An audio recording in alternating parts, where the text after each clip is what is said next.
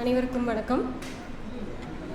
இது நம்ம திருநர் சம்மந்தப்பட்ட ஒரு நிகழ்வாக நான் எடுத்துக்கொள்கிறேன். ஏன்னா அகிலா தோழர் அந்த புத்தக நூலுக்காக நான் இந்த கவிதையை வாசிக்கலாம் அப்படின்னு நினச்சி, திருநங்கை ஆனால் அப்படிங்கிற தலைப்பில் அதரப்பூச்சிகளில் ஏன் இத்தனை ஈர்ப்பு, அதரப்பூச்சிகளில் ஏன் இத்தனை ஈர்ப்பு, சரி செய்து கொள்கிறேன் நெற்றி முடியை அடிக்கடி, சரி செய்து கொள்கிறேன் நெற்றி முடியை அடிக்கடி, பிடித்த சிவப்பு வண்ணம் நெற்றியில் அழகாக வைத்துக் கொள்கிறேன், சட்டையை சொருகிக் கொள்ளாமல் கொஞ்சம் முடியை ரப்பர் பேண்ட் போட்டு முடித்திருக்கிறேன், சட்டையை சொருகிக் கொள்ளாமல் கொஞ்சம் முடியை ரப்பர் பேண்ட் போட்டு முடிந்திருந்திருக்கிறேன்.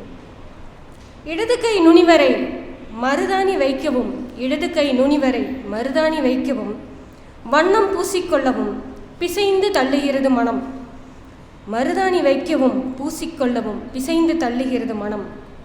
சார் என்றால் திரும்பி பார்க்க மறுத்து, சார் என்றால் திரும்பி பார்க்க மறுத்து பிடிக்காமல் வழியோடு கடந்து கொண்டிருந்திருக்கிறேன், பிடிக்காமல் வழியோடு கடந்து கொண்டிருந்திருக்கிறேன். பல நேரங்களில் எந்த கழிவறை பயன்படுத்தணும் என்ற குழப்பத்தில் அடக்கியே வீடு திரும்பியிருக்கிறேன். பல நேரங்களில் எந்த கழிவறை பயன்படுத்தணும் என்ற குழப்பத்தில் அடக்கியே வீடு திரும்பியிருக்கிறேன்.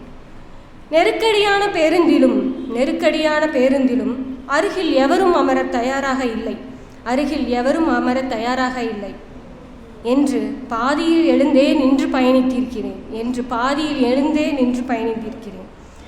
கர்ப்பிணிகளை பார்க்கும்போது அடிவயிற்றை தடவி கருப்பை எங்கே என்று எனக்குள் கேட்டுக்கொண்டிருக்கிறேன், கருப்பை எங்கே என்று எனக்குள் கேட்டுக்கொண்டிருக்கிறேன். உணர்வுகளை வெளிவர விடாமல் பிடுங்கி எறிந்து வீசிக்கொண்டிருக்கிறேன். பால் குடிக்கும் குழந்தைகள் காட்சியில் கண்ணீர் படும்போதெல்லாம், பால் குடிக்கும் குழந்தை கண்ணீர் படும்போதெல்லாம் மார்பற்றவளாக கண்ணீர் பால் பீச்சி மார்பில் வழிந்து சுரந்திருக்கிறேன், கண்ணீர் பால் பீச்சி மார்பில் வழிந்து சுரந்திருக்கிறேன். நன்றி, வணக்கம். நன்றி. தொடர்ந்து கவிதை வாசிப்பது கீர்த்தி அவர்களை கூட அழைக்கிறோம்.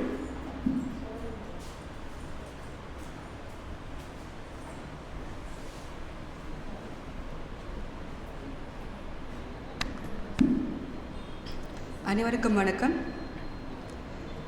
சிறுவயதிலிருந்து கவனித்திருக்கிறேன், புதிதாக வீட்டுக்கு வருகிறவர்களுக்கு வழி சொல்வதென்பது அத்தனை சிரமமானது எங்களுக்கு.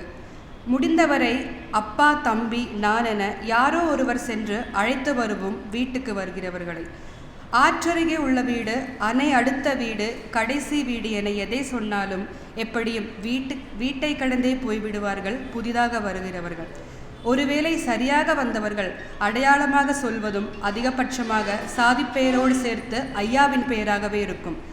வருடங்கள் பல கடந்த பின் டிரைவர் வீடு, ஜேசிபி இருக்கும் வீடு, டீச்சர் வீடு, கவிஞர் வீடு என புதிய அடையாளத்தோடு மெல்ல மெல்ல சாதி மறந்திருந்தது எங்கள் வீடு. நன்றி. தொடர்ந்து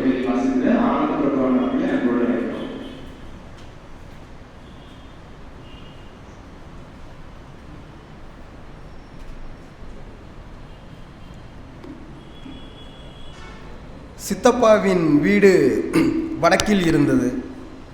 சகோதர சகோதரிகள் நிறைந்த வீடு அது. ஏழ்மையின் பொருட்டு அவர்கள் தஞ்சம் அடைவது தெற்கில்தான். நிலத்தை பங்கிடுகையில் முக்கால் வடக்கிலும் கால் தெற்கிலுமாக. நிறைய வாரிசுகளுடைய சித்தப்பாவின் அதிகாரம் எதிர்த்து காடு கழனி செழிக்க பாடுபட்ட நாங்கள் எதிர்குரல் எழுப்புகையில் சித்தப்பாவோடு இணைந்த சேலத்து மாமா கிடைக்கும் கமிஷனுக்காக இதுதான் நியாய தீர்ப்பென்றார். பஞ்சாயத்தில் சித்தப்பாவின் தீர்மானத்தை நாங்கள் தோற்கடித்தோம்.